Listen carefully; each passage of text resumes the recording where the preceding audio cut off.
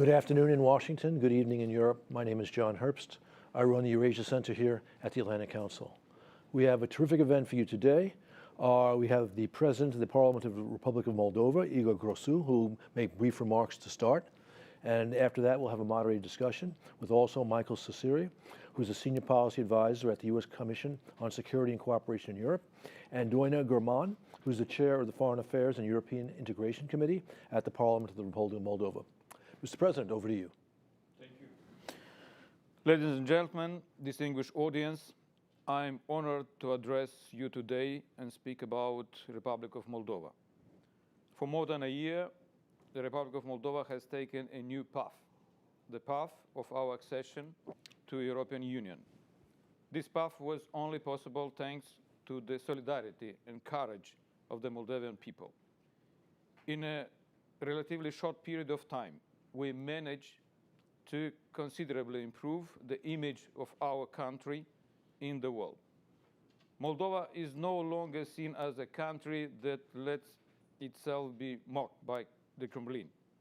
Moldova is seen as a country with solidary, brave people who open the doors wide to welcome neighbors fleeing the war, who work with their heads up and fight to be part of the free world.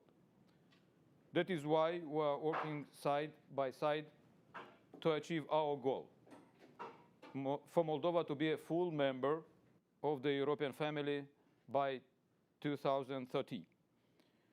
We have the support of the European Union on our path, and we saw the support on the 1st June at the summit of European political community, which was attended by 49 presidents, prime ministers, and high European officials.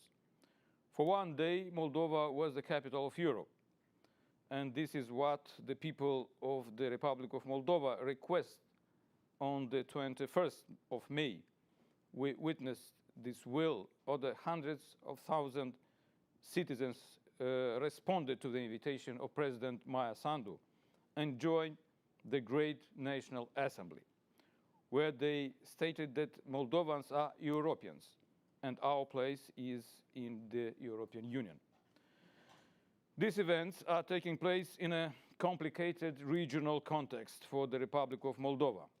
We have a terrible war at the border, and we are the target of Kremlin-sponsored hybrid attacks aimed to destabilizing the country and democracy.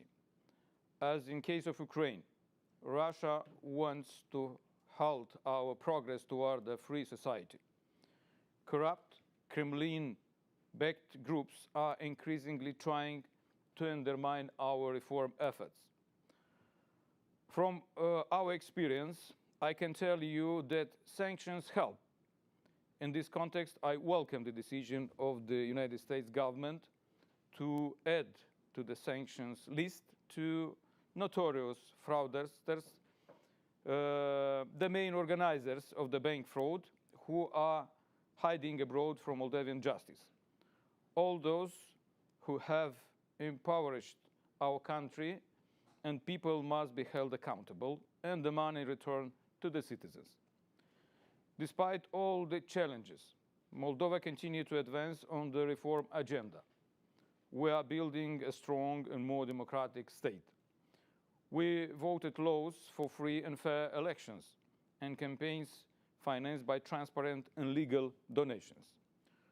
We have introduced reforms aimed at eliminating corruption at the custom, the banking system, education, and public administration. We are now waging an important fight against corruption in the justice sector, and we have already the first results. We are working hard to become a better place for investors, to create jobs, boost the economy, and bring more prosperity to the people. We are investing in connectivity with Europe and trying to bring our country closer to European standards. We build roads and bridges, hospitals, and a more modern education system. We are building stronger institutions to work for benefit of the citizens of the Republic of Moldova. We have the first results of strengthening our democracy. In the Press Freedom Index, for example, published by Reporters Without Borders, Moldova claimed 61 positions in just 2 years, from the 89 to 28 out of total 180 countries. On the Rule of Law Index of the World Justice Project, we have advanced by 14 positions since 2020. As for the corruption perception measured by Transparency International, we improved our ranking by 24 positions in the last 2 years. In terms of gender equality, we are today the 60th, and in terms of democracy indexes in general, we have improved our position, including during the last year. The Council of Europe, Manival, promoted our country to largely complaint from the former status of partially complaint. There is no doubt that we still have a lot of work to do, but we are determined and unstoppable. We want every Moldovan to have a better standards of living at home. Only in this way we will grow a strengthened democracy in these difficult times. The people have certainly made their choice and are firmly convinced that they want to be on the side of a prosperous and democratic states, where the rule of law and the citizens feel at ease and have a dignified standards of living. We want to assign a constant speed and an irreversible development dynamic of the Republic of Moldova. We are firmly committed to a democratic path of development. We see our future in a united and secure Europe where peace and stability thrive. We are aware that a complex path is awaiting us, but we want the transformation for the benefit of the citizens, and we will further rely on partners' support. Thank you. Thank you, Mr. President. And now we will start a panel discussion. And Mr. President, you don't get to rest. You'll get the first question, then we'll go around the table. So, last month, as you mentioned, Moldova hosted the European Political Community Summit, bringing together heads of state and officials from 45 countries. Did the summit bring about any concrete movement towards Moldova's EU integration efforts? And what do you hope to see as a result of the summit? Well, first of all, the fact that the participants of this important event decided to trust in Moldova to organize this event is a huge credit for us. And we consider that we did the best, and this is the feedback that we receive after the event and even now. From the political point of view and our European integration agenda, of course, it was a great opportunity. It was a great opportunity to explain more in depth why Moldova desire to be to be a member of the European Union. Of course, the participants understand more better the constraints that the Moldova is facing, especially the energy security issues, climate investment, because Moldova is a single non-EU member, non-EU state that is in closer proximity of Ukraine. And of course, it was a very good encourage for our people, our citizens, that 49 presidents, prime ministers, and high representative of the European Union give this credit to the President Maia Sandu, to the government, to the parliamentary majority. I think it was a very, very important and powerful event for the Republic of Moldova. Thank you. I would actually agree with that. Okay. Ms. German, following the summit and rallies in Chisinau in support of closer European ties, Where does Moldova stand on its European integration process when it comes to meeting conditions of first session and membership negotiations? And of course, it's all under the shadow of Moscow's efforts to intimidate Moldova. Yes, we can strongly say that today Moldova is closer to EU than ever.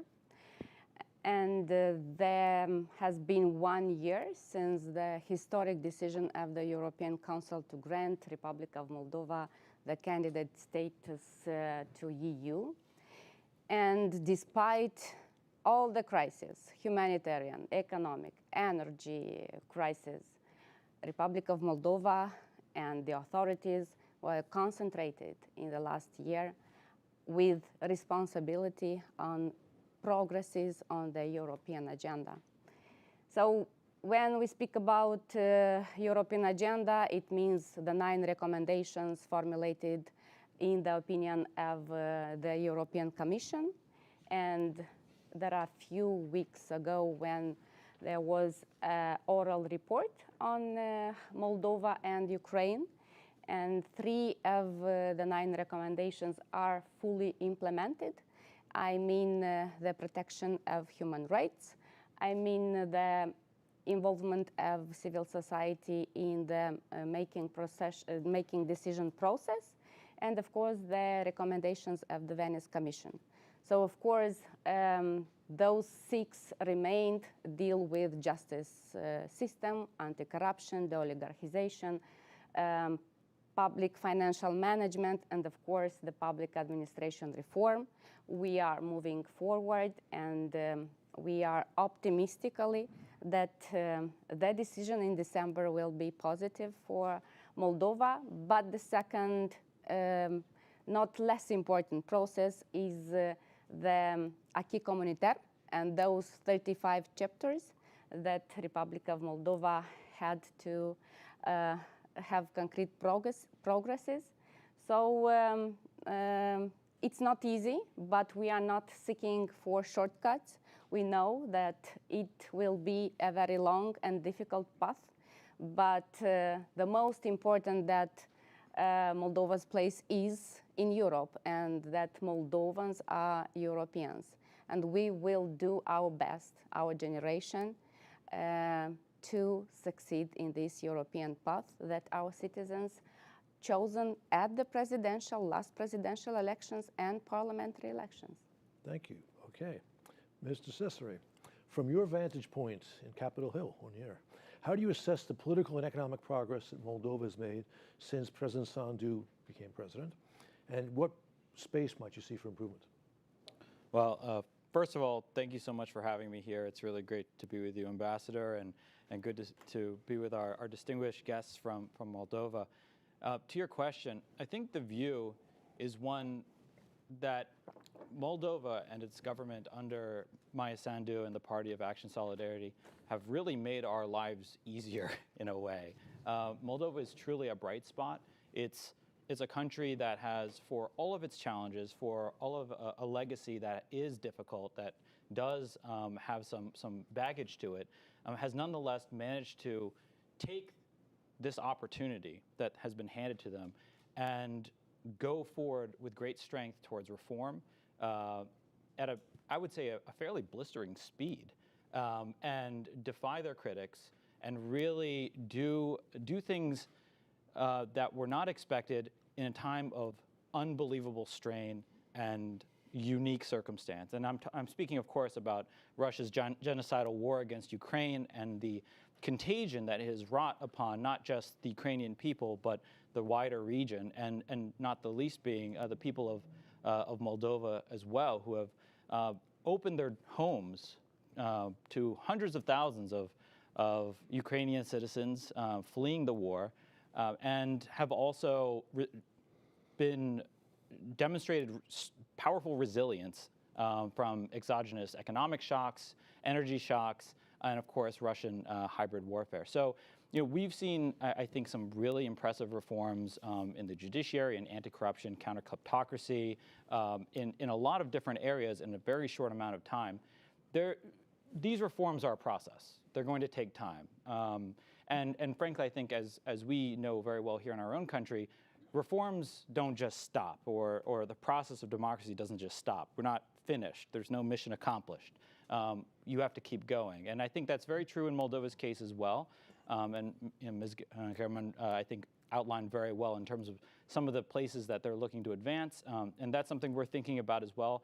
And we want to help as much as we can to push forward. And I think that's something, it's a source of great optimism here in Washington as well as in Europe. Thank you. Okay, Mr. President, again, Moscow's war in Ukraine continues. The Moldovan parliament voted to extend the state of emergency for another 6 days, beginning on May 26, citing again the dangers coming from the war Moscow's conducting, the flow of refugees.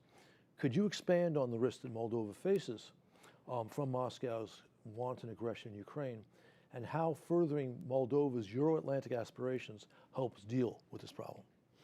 Well, during these days, I was asked many times by congressmen, congresswomen, senators, how United States can help us.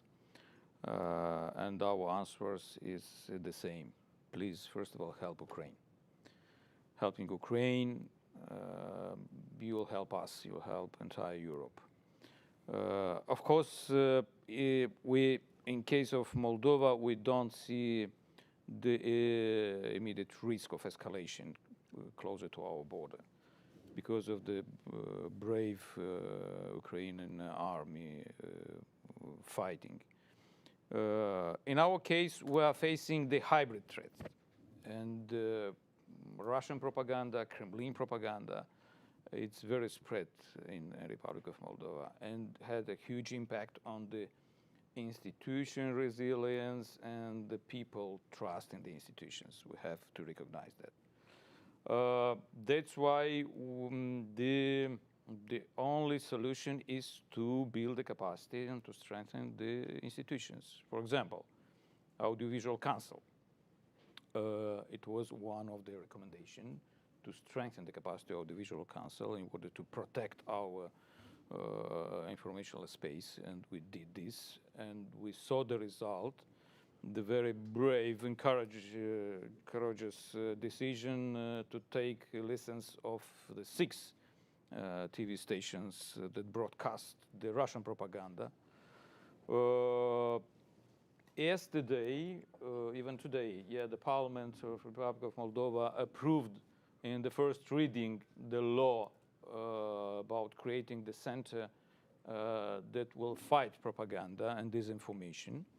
Of course, it will take time to build the capacity, but this is the only way. And we are passing the period when we have to learn by fighting. And we will see very careful on the Baltic Sea experience, and Romania experience, because this is the Poland experience. This is the countries from north to south that have to face this phenomenon of propaganda. It's not easy, but it's not impossible.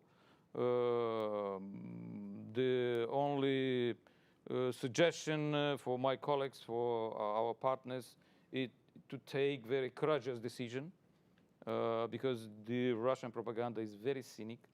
They are using very cynically the social media, and this is another, discussion, debate, how to protect our information space because they migrate in this, and they're using very cynic this useful tool of communication between people, in different countries. At the same time, we have to find the balance, between liberty of speech and fighting propaganda. Sometimes they are very skilled to avoid some filters, some legislations, but we are here to learn from our different experience. Thank you. Okay, Mrs. German, you received the State Department's prestigious award, Women of Courage, last year for your work to promote women's inclusion and protect survivors of domestic violence. How can the U.S. and Moldova work together to advance these priorities internationally? And how can bilateral and multilateral partnership between Moldova, the U.S., and others advance women's rights? Thank you for the question. Really honored of this award. Actually, this is the award of all the women in my country. And we really have an outstanding progress on the gender equality dimension. And it started actually in 2020 when the first ever elected woman, President Maia Sandu, became the president of the Republic of Moldova. Despite very many skeptical voices that were saying that our country, having a patriarchal society, is not able and will not ever elect a woman as a president, but we did it, and now we have a strong women leadership in Moldova, and we are really proud of Madam President Maia Sandu. Moreover, in 2021, at SNAP parliamentary election, we've implemented the double quota system, and now we have a record and historic number of women MPs in the parliament. So we have 40% of women. Moreover, in this year, at the end of the year, we'll have local general elections, and we will implement this double quota system at the local elections. And we will have more women at all the levels, local, regional, and at municipality, of course. But on the other hand, speaking about domestic violence and violence against women, it is a national tragedy for Moldova. We've succeeded as a country to ratify the Istanbul Convention in the first 100 days of government. Now we are making progresses on implementation. Every third woman in Moldova, 70 or 75% of women and girls in Moldova are abused, are beaten, are humiliated or harassed in their own homes. And we as a country, as authorities, have to do as soon as possible concrete actions in this sense. We are now in the process to create a special agency on preventing and combating violence against women. I mean here integrated services targeted for women and girls. I mean a proactive health sector. I mean education at lower and secondary levels, and of course access to justice and justice guaranteed by state. So it's not easy at the moment, but it is a strong commitment from the presidency, from the parliament and the government to advance on this way, because having so many women in power, it is a due now to help the women that suffer. Thank you. Okay, Mr. Sestre, how can Congress and the administration better support Moldova in mitigating some of the risks presented by its proximity to Russia, particularly as concerns issues such as disinformation, border security, political involvement? Thank you. Well, I mean, I think the first thing I'd like to say is based off of something that President Grosu just said. He said to support Moldova, support Ukraine, and I couldn't agree more. But I would also say, simultaneously, to support Ukraine, the United States needs to support Moldova. Moldova is a source of stability for Ukraine right now, as opposed to perhaps what it might have been in years past. It's a source of stability as well as solidarity, and that matters not just in terms of Ukraine's global outreach, but also I think its security, its actual regional security posture. It is a source of humanitarian assistance. It's a place that Ukrainians have been able to go to and find refuge, and in some cases have preferred to much richer Western European countries. And it's also an alternative route for logistics and supply chains. So, I think that that's maybe one place we really need to start, and a way we need to think about this is that, yes, absolutely, we need to do everything we can for Ukraine so that they can win this war and win it swiftly. But part of that equation is also supporting Moldova. Getting into a little bit, I think, kind of finer grained elements here, I think we need to do a few things. One, there's a lot of discussion about energy assistance. I know there's some great programs that are ongoing from the Department of State, from USAID, from other agencies in assisting Moldova with energy independence, energy diversification. Those things need to be continued and perhaps expanded because energy really is a key for that country and is a key for the region. I think we could do more on perhaps on sanctions, individual sanctions, targeting actors who have been sources and vectors of Russian malign intent and unrest. There's been some very positive steps taken by the United States in recent months, but some would say that there's some real gaps there. And I've heard, for example, former President Igor Dodon has is raised oftentimes as someone who they're not sure why he wasn't included in some of those sanctions packages. I think we need to take a look at that and really try and understand how we're shaping those and doing so in a way that supports our Moldovan partners as best they can. And I think on the macro, a point I'd like to make here is we need to really think about Moldova not just in terms of the immediate term for Ukraine and Russia's genocidal war there, but more broadly, we cannot have any more gray zones in Europe. We're going to have an opportunity to rethink our security architecture, and I think we have to be doing that right now. And that renewed security architecture needs to include Moldova in some way or fashion. And I think the basic element here is that there should be no more gray zones. A security architecture needs to be inclusive, and so not driven by haves and have-nots. Security in Europe really should not be the province of only the rich and the strong, but it should be one that is inclusive, that understands the vulnerability of those who are at the front lines, as Moldova is. I'll stop there. Thank you. I like that. No gray zones in Europe. Okay, Mr. President. Following months of protests, the Moldovan Constitutional Court banned the pro-Russian Shore Party in June. I have to ask a tough question here. What do you say to those who complain that's not consistent with democratic values? But beyond, answer that, I have a follow-up question as well. Well, this is an unprecedented event in the political history of the Republic of Moldova. Right. It was a very courageous decision of Constitutional Court, and we have in this particular case an example when so-called party, because I couldn't call them a party, it's a criminal organization that are financed by Russian Federation, by Kremlin. They're really trying to destabilize the situation in the Republic of Moldova.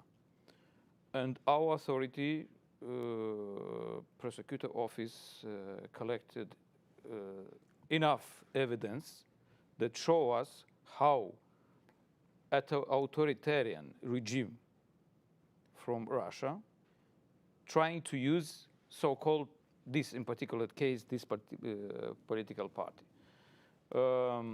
In my opinion, the corruption, it's started in all states, and I'm speaking especially about the Republic of Moldova. The corruption, the fighting corruption in the Republic of Moldova, we started to fight this corruption in political parties. Because when these parties come to the parliament or even to the government, they come with this behavior, corrupt behavior, and use institutions and state to stole the public money, the banking sector and the other sectors. So the decision is historic one.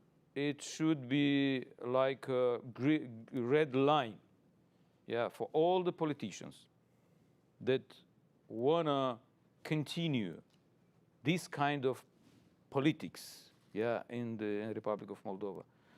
It will not be tolerated, The evidence that was presented by government are very tough.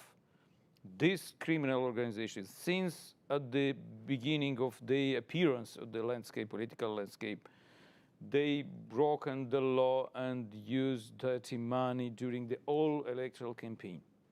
So I think for good side of the society, for those political parties that wanna be transparent, wanna use in a fundraise in a transparent manner, it's a very good signal. It's encouraging decision, and it will help us also to strengthen, for example, the Central Electoral Commission, that should be very carefully to monitor the financial reports and other things that will ensure us that nobody from outside, nobody from the criminal organizations will use the political party as a vehicle to come to the power, as we had in the past with oligarchs. Because for the oligarchs, the easiest instrument to capture the state is it's a political party. Yeah.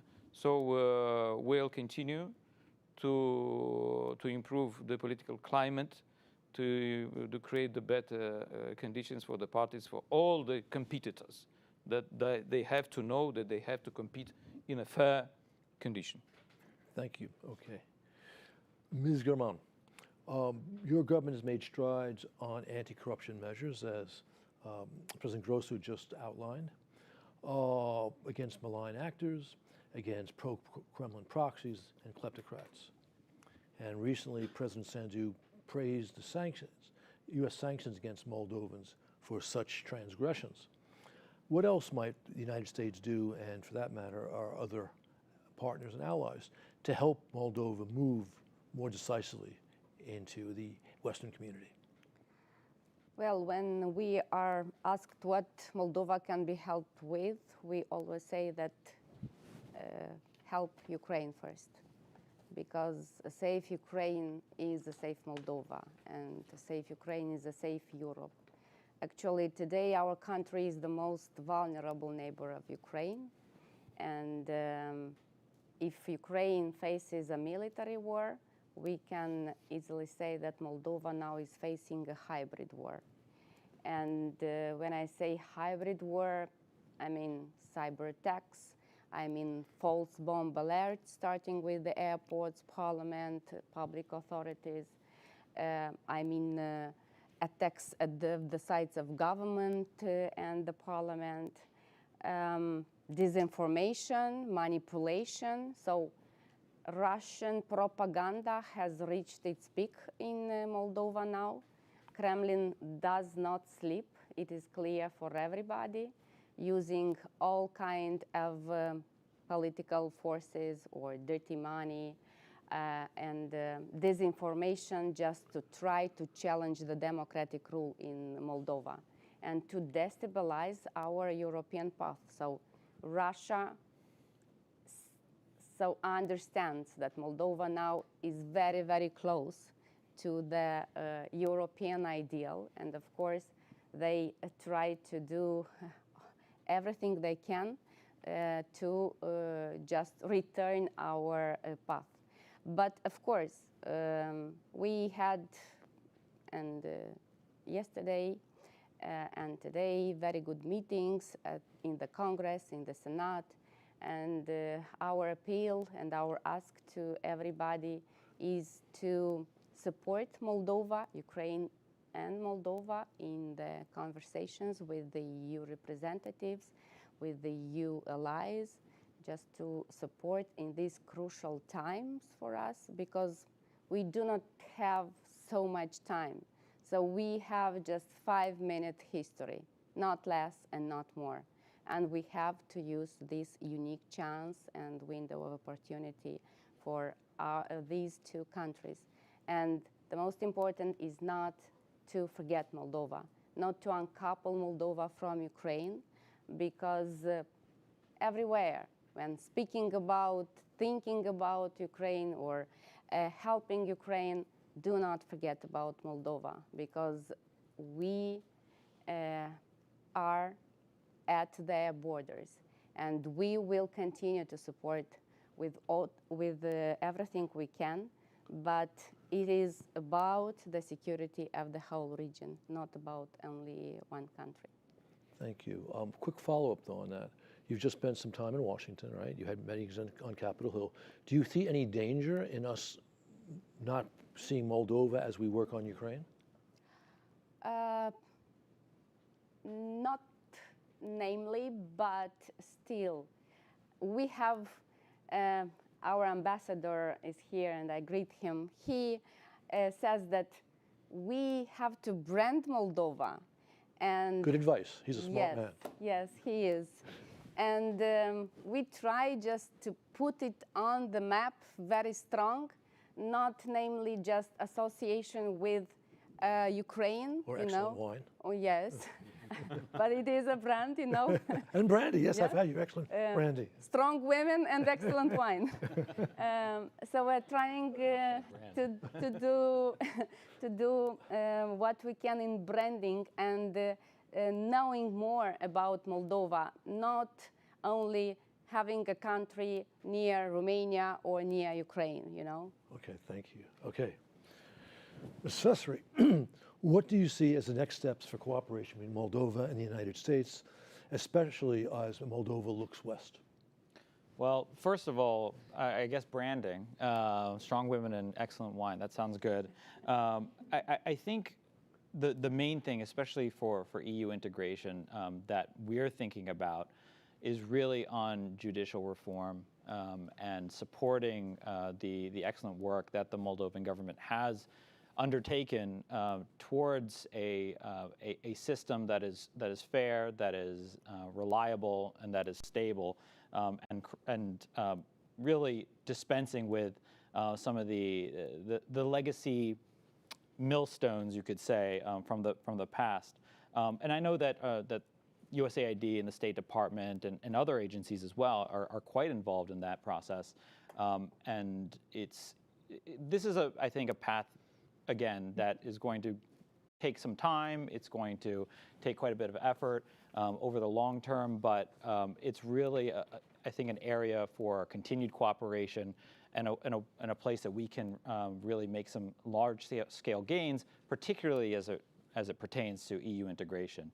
But beyond that, I think that there's a few things that we really need to be thinking about. One is taking this tremendous political relationship that has been built over the last few years since President Sandu's election and the current parliamentary governing coalition came to power, which is to institutionalize our relationship as much as we can and as far as we can at the agency level, the agency-to-agency level. And a lot of the really good and hard work is really done between agency directors and program managers being able to kind of call their counterpart in the other country and smooth things out between them. It doesn't have to be a matter for the head of state or the head of government to make these things happen all the time, because most things just really need to happen at the agency level. And I think that's really kind of the long-term prospect that we should be looking for. And it's going to help both of us, I think, in terms of coordination and collaboration and even in integration.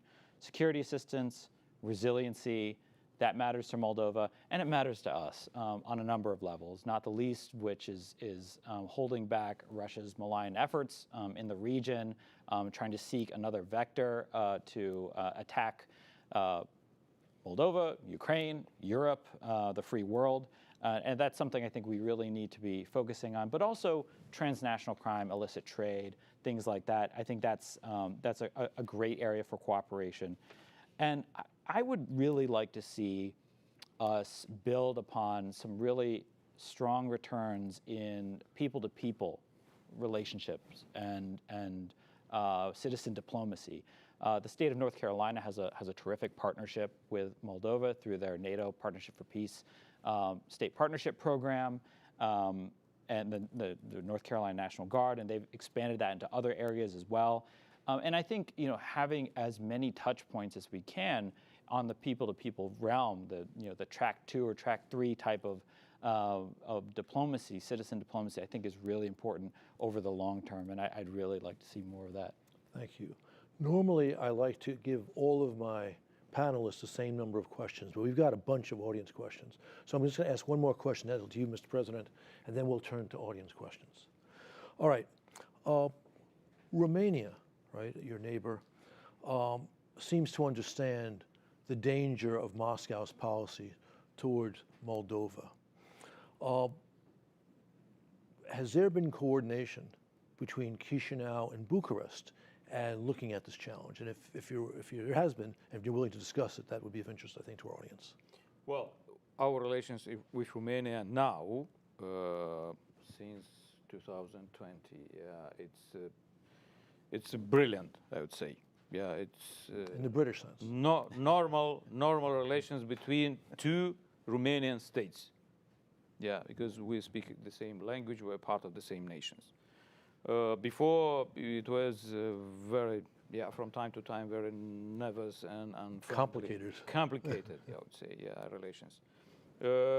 Romania was one of the first who helped us during the energy crisis, when Gazprom reduced, without any explanation, the amount of gas, or started to blackmail us with other in case of ours, other sources. We are in permanent discussion with our Romanian colleagues at all levels.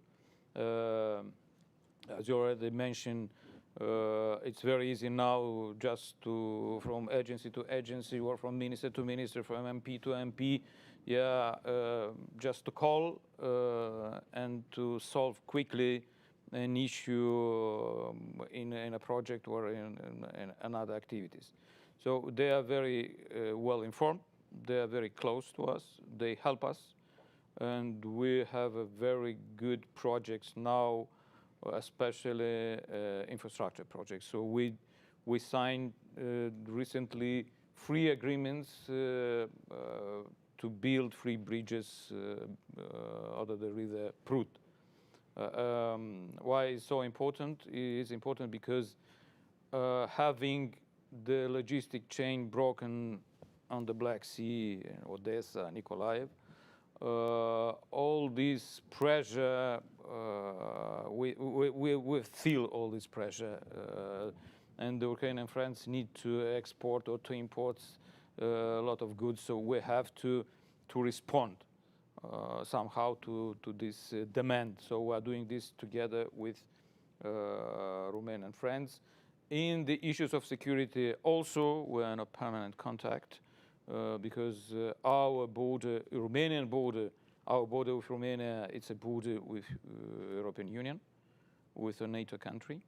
That's why we're permanently in the contact, exchanging the information, trying to prevent the traffic of those persons that are not so desirable at this moment, especially those who are coming from Russian Federation or from the other countries that are not friendly to Republic of Moldova. So we're in permanent contact with them. Thank you. All right, I'm taking questions by the audience. I have some on my monitor, and we'll get to audience questions here as well, if we figure out a way to do that. But first, I'm going to take it from the monitor. In fact, I'd like to thank the questioners who sent these questions in, because they asked questions I should have asked. One is an anonymous question. It says, does the conflict over Transnistria hinder Moldova's path towards Euro-Atlantic integration and EU membership? Yeah, it's we find this question and the discussion about the link between European integration process and solving the Transnistrian conflict. Our answer is very simple. This is 2 separate processes, and we succeed to convince our European partners that the speed are totally different. Speaking about European integration process, yes, we have now the opportunity to to use this window of opportunity and to move very quickly in fulfilling the 9 recommendations, the other recommendations. In case of Transnistria conflict, we have to have more patience because it's a costly project. We have to avoid mistakes. We have to evaluate the cost of reintegration. We have to withdraw the Russian army that illegally in Transnistria, when we're saying illegal in Transnistria, it means in the Republic of Moldova, to withdraw the ammunition from Kobasna, and Russia take the decision in 1999 in Istanbul to withdraw the ammunition and the army. So, as Mr. Borrell said in Bulbaca, during the summit, the conflict, Transnistrian conflict, is not an impediment of our integration path. It could be as an argument for the population, for the citizens, how important for Moldova is to be part of civilization of peace, of stability, where the human lives, have a value. And I think, as I said, this is a totally different processes. Even in European Union, we have some precedents of such integration when part of the country, let's say, is already part of the European Union. And as I said, we have to be very carefully, with a lot of patience, and we have a chance to solve this conflict, because this is not a religious conflict, this is not an inter-ethnic conflict, this is a conflict that was artificially created by Russia Federation to keep Moldova in the zone of interest. Like part of their frozen conflict policy, Yeah. which they have done throughout Eurasia. Okay. It's another question from the audience, excuse me, if they have them on the monitor. And I'd like to thank Wilder Alejandro Sanchez of Second Floor Strategies. He's asking a question I should have asked. And this is for you, Ms. German. What is about the situation in Gagauzia, which rejects Chisinau's EU ambitions? They recently held local elections, and pro-Moscow candidate was elected. What are you doing about this? Well, a very, Tough question. not tough, but maybe less pleasant, because the experience in the last local elections in Gagauzia was a lesson for us as authorities, because we understood that Russian influence and Russian propaganda is very aggressive in that region of our country. The most sad aspect is that so many European funds are in that territory. So many US funds are concentrated in different beautiful, wonderful projects in modernizing and developing the region. So now we were discussing, and Mr. Speaker, was that a brilliant idea is to concentrate all these funds maybe more on educating, more on better communicating, because 95% of the citizens from Gagauzia, when are asked where from the money come to your region, the answer is Russian Federation. Good point. So 95%. The last poll shows very clearly. So probably we have to change the narrative, to change the strategy, because we cannot move forward in the way that we have now. Okay, thank you. Would you like to comment on the Transnistria Gagauzia? Sure. I mean, on Gagauzia, I had an opportunity to be there last spring, and one thing that I really took away from that visit, and I was able to meet with some of the Bashkan's representatives there, was that there is, I think among some people there a real interest in the West, in Western Europe and the United States, and I take Ms. German's points as being very spot on, in that I think we could do better in sort of demonstrating how we are there already, and also that we are very interested in this place, and not just as sort of as a sideshow, but really as kind of a unique region with with its own kind of particular regional identity. But I think one thing that could really help in that regard is more, again, people-to-people contacts. I think sometimes that comes with tourism. Sometimes that comes with investment, particularly on the business side, where it's not necessarily aid sort of driven, but one that's actually stimulating business relationships between an SME in Comrat and a business in Poland or in Ohio or something like that. And I think that could really be an interesting direction to take this, and could really help, I think, with that branding, with that mutual understanding. Thank you. Question from the live audience, and please identify yourself. Paul Joyle, NSI. Thank you, Ambassador Herbst, and thank you, the distinguished members of our panel. There has been a theme that's been mentioned multiple times. It's hybrid warfare that you face and its attributes. You've mentioned propaganda, disinformation, other influence operations, corruption, and cash.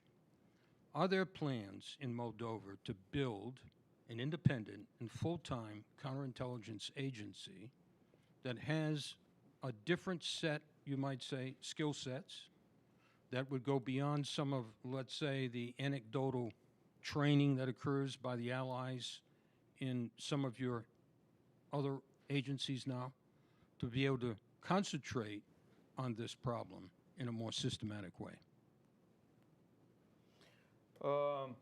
You're right.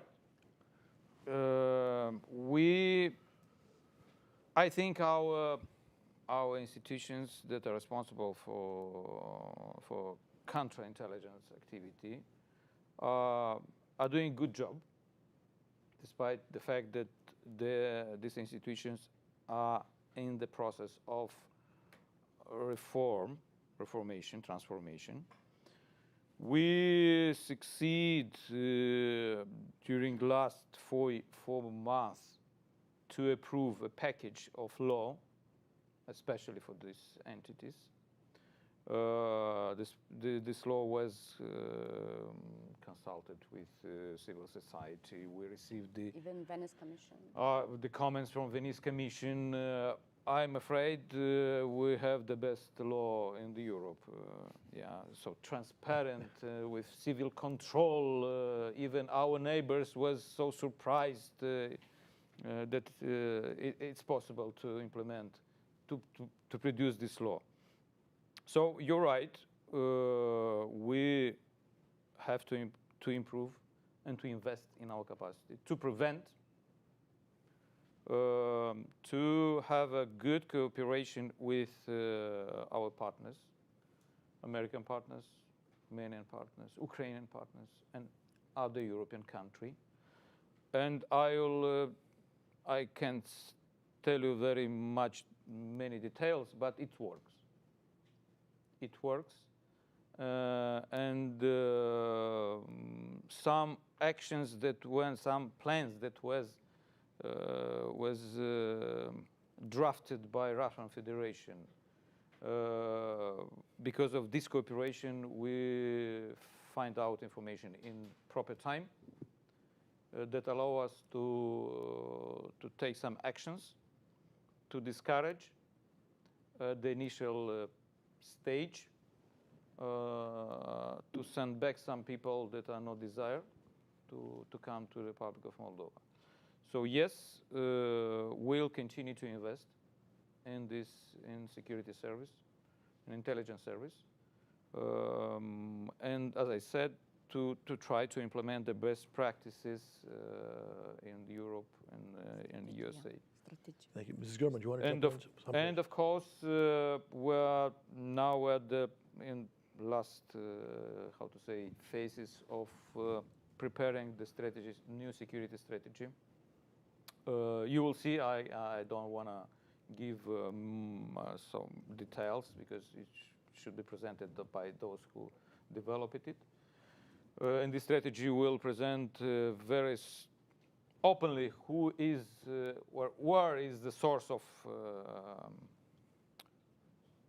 damage, threats for Republic of Moldova, who is doing this, and how we should channel our modest sources, human, technical, but to be able to prevent and to respond to these threats. Thank you. Ms. Gurman, do you want to jump in on this too? It was like about the strategy, but the speaker mentioned. And Okay, that's fine. All right, we have an interesting question from Rima Rusnak. Given that Moldova has one of the most fertile soils in the world, would it be appropriate to consider that Moldova can leverage this for economic growth? Would this be one of the avenues the West can use to bolster foreign investment in Moldova? This is especially relevant now given the food crisis created by Moscow's aggression in Ukraine. Of course, one of our priority, beside the energy crisis, defense sector, we understand that we have to invest in our economy, and agriculture is one of the priority. And you already mentioned here wine. It's happened to have a best wine because in 2005, someone introduced embargo to our wines. You understand about whom I am? Who might that someone be? Yes, the bigger consumer. And because of cooperation of USAID, now, we have a very good winery sector. We can sell the best product where we wanna and diversify the market. So the next step, what we have to do is to improve the how is it called, the processing industry. This is what we have to do. We have an advantage. European Union extend for 1 more year, and I am sure it will be continuous process, the preferential regime for our products. So the European Union market, as you know, it's a huge one. We can produce the good quality and to sell and to have a predictability in the working place in Moldova and so on and so on. So there are huge opportunity, and we benefit at the moment a lot from USAID support, technical support in winery sector, in export of the fruits and other products in all over the world. Thank you. Ms. Gurman, anything you want to add here? So, of course, challenging times now for Moldova from the perspective of the investors, because it's really tricky now to invest in a territory where we have a war at 80 kilometers. But still, we understand that economic development is fundamental for our country. As the last winter, we were concentrating all our budget on social protection. But this year, having already diversified the sources of gas and electricity, and maybe have a better winter than the last one, we understand that without economic development and without investing in our country, it will be very difficult to move on. So we encourage all over the Europe and even in US today, we had a very good meeting with some representatives from business sector, and we've discussed all the possibilities and opportunities. And we encourage everybody to come to Moldova and to see what a beautiful country we have, and help us to help you. So, and together we will do the best we can for our next generations. I can certainly advise everyone listening to this to go to Moldova. You will enjoy it. Go to Krikova to get the best wine and the best brandy. Yeah. But finally, we're actually 1 minute over. But Mr. Sesser, do you want to have any comment? You have 1 minute to close us out. Well, I'll first say thank you so much to you, to the Atlantic Council, and certainly to our friends from Moldova for this excellent event. The last thing I would say is that our relationship with Moldova is increasingly a very dynamic and important one. And perhaps, there's been some talk today about branding and about elevating Moldova higher on the agenda here in Washington and maybe even more broadly in the U.S. population. But I can say that, for those of us who are really focused on the region, us nerds, I guess, who are really focused on the region, Moldova is really a key to regional stability, to regional security, and a powerful partner in combating corruption, combating kleptocracy, pushing back against Russian malign efforts and imperialism. And we need to, I think, do a better job highlighting that for a broader audience. And I'm really glad to be able to do my small part here today among such a distinguished company. So thank you. Thank you, and thank you. Thank you very much. Mr. President, Madam Chairwoman, and thank you to our audience, both live and online.